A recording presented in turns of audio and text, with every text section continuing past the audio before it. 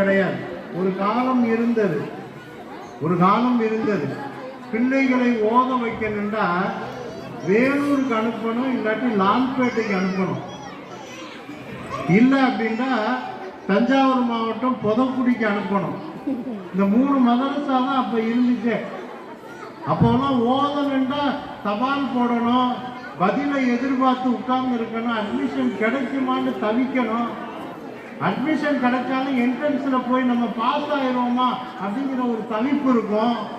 ஆனா இப்ப அப்படி இல்லை. அல்லா ஏறத்தாழ மஜ்லிஸுல் மதாரிசுல் அரபியா, அரபி மதரசாக்களின் ஒருங்கிணைப்பு அப்படின்னு ஒரு இது இருக்குது. அந்த ஒருங்கிணைப்புல ஏறத்தாழ 250 மதரசா என்னுடைய கண்ணப்பட்டவரை 250 மதரசா இருக்கு. நீங்க ரொம்ப தூரம்லாம் கொண்டு போய் ஓத வைக்க வேண்டாம். இங்கேருந்து ஒரு 2.5 கிலோமீட்டர் 3 கிலோமீட்டர் எஸ்பி பட்டணும். இதற்கு அவர்கள் சிறந்த முறையில் ஒரு மதரசா நடத்திட்டு இருக்காங்க.